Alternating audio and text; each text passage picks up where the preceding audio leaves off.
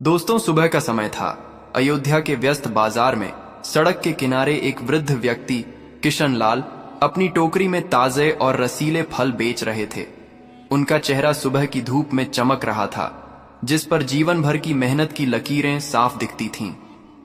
वह एक साधारण इंसान थे, जिनकी दुनिया उनकी छोटी सी दुकान और दो बेटियों के इर्द गिर्द घूमती थी। उनकी दो बेटियां अंजलि और प्रीति दूर शहर में पुलिस सेवा में उप निरीक्षक के पद पर तैनात थीं। एक ऐसा पद जिसके लिए किशन लाल ने अपनी सारी कमाई और सपने लगा दिए थे। वह अपने गांव के पहले व्यक्ति थे जिनकी बेटियों ने ऐसी बड़ी सरकारी नौकरी हासिल की थी, और इस बात का उन्हें गहरा गर्व था। वे दोनों अक्सर उन्हें फोन करती, उनका हाल चाल पूछती, लेकिन किशन लाल कभी उन्हें अपनी तकलीफों के बारे में नहीं बताते थे। उन्हें डर था कि कहीं उनकी बेटियों का ध्यान अपनी नौकरी से न भटक जाए। वे अक्सर अपनी बेटियों से कहते थे, तुम लोग बड्ढे काम के लिए बनी हो, मैं यहां ठीक हूं, बस तुम अपना ध्यान रखो। आज उन्हें नहीं पता था कि उनके साथ कुछ ऐसा होने वाला था जो न केवल उन्हें बल्कि उनकी बेटियों को भी भीतर तक हिलाकर रख देगा और उनके जीवन की दिशा हमेशा के लिए बदल देगा। किशन लाल अपने काम में मगन थे, ग्राहकों से बात कर रहे थे और उनके चेहरे पर एक हल्की सी मुस्कान थी। तभी एक सरकारी जीप की तेज आवाज ने पूरे बाजार का ध्यान खींच लिया। जीप उनके पास आकर रुकी और उसमें से एक इंस्पेक्टर, जिसका नाम अशोक कुमार था, उतरा। उसकी आंखों में अहंकार और सत्ता का नशा साफ दिख रहा था, मानो वह पूरे बाजार का मालिक हो। उसने किशन लाल से रूखे स्वर में कहा, अरे बूढ़े, तेरी हिम्मत कैसे हुई यहां दुकान लगाने की? तेरी वजह से सारा ट्रैफिक रुक रहा है, जल्दी हटो यहां से। किशन लाल ने विनम्रता से कहा, साहब, मैं बस थोड़ी देर के लिए ही हूं, मैं अभी हट जाता हूं। लेकिन इंस्पेक्टर का अहंकार और बरैच गया। उसने किशन लाल की टोकरी को जोर से लात मारी। सारे फल सड़क पर बिखर गए और लोग तमाशा देखने लगे, मानो वे कोई फिल्म देख रहे हों। इंस्पेक्टर और भी गुस्से में बोला, क्या यह तेरे बाप की सड्डेक है? तुझे लगता है कि तू जहां चाहे वहां बैठ जाएगा और कोई कुछ नहीं बोलेगा? किशन लाल का दिल दर्द से भर गया था। उन्हें अपने अपमान से ज्यादा अपनी बेटियों के सपनों का अपमान महसूस हो रहा था। उन्होंने दर्द भरी आंखों से चारों ओर देखा, लेकिन किसी ने उनकी मदद के लिए हाथ नहीं बढ़ाया। सब बस चुपचाप खड्डी ढिए थे। किशन लाल ने अपने आंसू पोंछे और चुपचाप गिरे हुए फल उठाना शुरू कर दिया। उनके बूढ़े शरीर में दर्द हो रहा था, लेकिन अपमान का दर्द उससे कहीं ज्यादा था। लेकिन उसी भीड़ में राजन नाम का एक युवा पत्रकार भी था, जो एक गरीब परिवार से था और जिसके सोशल मीडिया पर काफी फॉलोवर थे। राजन ने यह अन्याय देखा और उसके भीतर का इंसान और पत्रकार एक साथ जाग उठे। उसने अपना मोबाइल निकाला और पूरी घटना को रिकॉर्ड कर लिया। हर शब्द, हर लात और हर अपमान को उसने कैमरे में कैद कर लिया। इंस्पेक्टर ने उसे देखा और धमकाया, अरे ओ, वीडियो क्यों बना रहा है? अगर तूने इसे अपलोड किया तो मैं तुझे ऐसा सबक सिखाऊंगा कि तू जिंदगी भर याद रखेगा। लेकिन राजन ने डरते हुए भी वीडियो को सुरक्षित रख लिया। किशन लाल भारी मन से घर लौट गए। उन्हें डर था कि कहीं उनकी बेटियों को यह सब पता न चले, क्योंकि वे जानते थे कि उनकी बेटियां बहुत संवेदनशील और न्याय के प्रति समर्पित हैं। राजन ने घर जाकर वीडियो सोशल मीडिया पर अपलोड कर दिया और कैप्शन में लिखा, आज अयोध्या के बाजार में एक बूढ़े इंसान के साथ अन्याय हुआ। इस ईमानदार बूढ़े ने किसी का कुछ नहीं बिगाड़ा था, फिर भी इंस्पेक्टर ने उसके फल फेंक दिए और सरेआम उसका अपमान किया।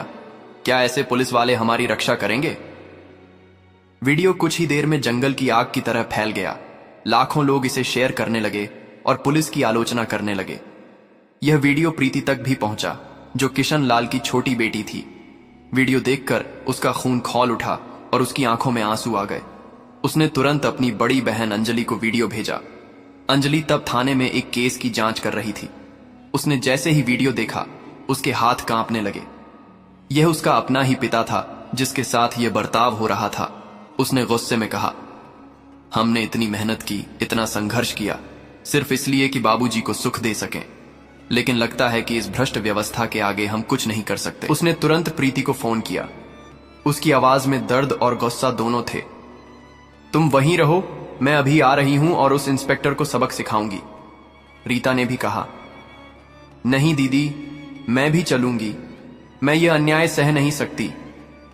अंजलि ने उसे समझाया कि उसे वहीं रहना चाहिए ताकि वह बाबूजी को अपने पास रख सकें। बहस के बाद रीता मान गई और अंजलि ने अपनी वर्दी उतारकर एक साधारण सलवार सूट पहना और तुरंत गांव के लिए निकल पड़ी। रास्ते भर उसका दिमाग काम कर रहा था। वह सिस्टम का एक हिस्सा थी और उसे पता था कि ऐसे लोगों से कैसे निपटना है। गांव पहुंचकर उसने घर का दरवाजा खटखटाया। अंदर किशन लाल सब्जी काट रहे थे। बेटी की आवाज सुनकर वे भावुक हो गए और उन्हें यह डर सताने लगा कि कहीं अंजलि को सब पता न चल गया हो। उन्होंने दरवाजा खोला तो पिता बेटी एक दूसरे से गले मिले। अंजलि ने अपने पिता को कसकर गले लगाया और रोने लगी। उसका दिल दर्द से फट रहा था। किशन लाल ने अपनी बेटी को सांत्वना दी। अंजलि ने पूछा, बाबूजी, आपने मुझे यह सब क्यों नहीं बताया? यह बहुत बड़ा अन्याय हुआ है। किशन लाल डरते हुए बोले, बेटा जाने दे, वह पुलिस वाला है, हमें उससे पंगा नहीं लेना चाहिए। लेकिन अंजलि ने दृढ़ स्वर में कहा, नहीं बाबूजी, मैं जानती हूं मुझे क्या करना है। वह सजा पाएगा। मैं इस अन्याय को सहन नहीं कर सकती। यह कहकर अंजलि अपनी वर्दी पहनकर एक महिला उप निरीक्षक के रूप में थाने पहुंची। वहां इंस्पेक्टर अशोक कुमार नहीं था, सिर्फ 2 सिपाही और एक सब इंस्पेक्टर एएसआई राजवीर बैठा था। अंजलि ने सीधा कहा, मैं इंस्पेक्टर अशोक कुमार के खिलाफ रिपोर्ट दर्ज कराना चाहती हूं। उसने मेरे पिता के साथ बदतमीजी की और उनका अपमान किया। आप सख्त कार्रवाई करें। राजवीर ने अहंकार से कहा, क्या इंस्पेक्टर के खिलाफ रिपोर्ट? तुम कौन होती हो? वह बूढ़ा तुम्हारे बाप है? अगर इंस्पेक्टर ने थोड़ा बहुत डांट भी दिया तो क्या हुआ? गलती तो तुम्हारे बाप की थी जो सड़क पर दुकान लगा रखी थी। अंजलि का गुस्सा और बढ़ गया। उसने अपनी आवाज में सारी ताकत भरी और बोली, मुझे कानून मत सिखाओ। मैं जानती हूं कि कानून क्या है और मैं इंसाफ लेकर रहूंगी। अगर आपने रिपोर्ट नहीं लिखी तो मैं आपके खिलाफ भी कार्रवाई करूंगी। राजवीर हैरान रह गया। उसे यकीन नहीं हुआ कि एक साधारण लड़की इतनी हिम्मत से बात कर सकती है। उसने कहा, तुम कौन हो जो इतनी धमकी दे रही हो? हम तुम्हें अभी जेल भेज सकते हैं। अंजलि ने कोई जवाब नहीं दिया, बल्कि अपना सरकारी पहचान पत्र मेज पर रख दिया। आईडी देखते ही राजवीर की आंखें फटी रह गईं। वह घबराकर बोला, माफ करें मैडम, आप एएसआई हैं, बताइए क्या करना है? तभी इंस्पेक्टर अशोक कुमार थाने में आया और हंसते हुए बोला, क्यों आई हो, क्या करना है? अंजलि का दिल किया कि वह उसे अभी थप्पड़ मार दे, लेकिन उसने संयम से काम लिया। वह बोली, याद रखना, मैं तुम्हें सस्पेंड करवाऊंगी। यह कहकर वह बाहर निकल गई। अंदर इंस्पेक्टर और एसआई सोच में पड़ गए कि यह लड़की सच में कार्रवाई करेगी। अंजलि घर जाकर सोचने लगी। फिर उसने एक योजना बनाई और अगले दिन सीधे डीएम सुलेमान के ऑफिस पहुंची। उसने वायरल वीडियो दिखाया और कहा, मैं इंस्पेक्टर के खिलाफ सख्त कार्रवाई चाहती हूं। डीएम ने कहा, सबूत और गवाह चाहिए। अंजलि ने राजन को ढूंढा, जिसने असली वीडियो दिया और वह गवाह बनने के लिए तैयार हो गया। फिर दोनों डीएम के पास पहुंचे और सबूत पेश किए। डीएम ने वीडियो देखकर कहा, इस इंस्पेक्टर ने अपने पद का दुरुपयोग करके गंभीर अपराध किया है।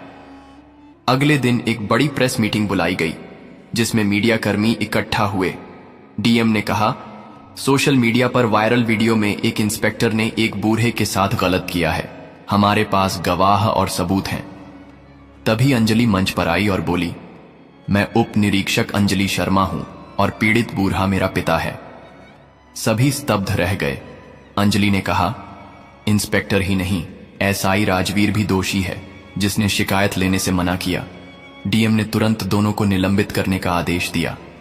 गांव में यह खबर फैल गई और लोग कहने लगे कि किशन लाल की बेटी ने न्याय दिलाया।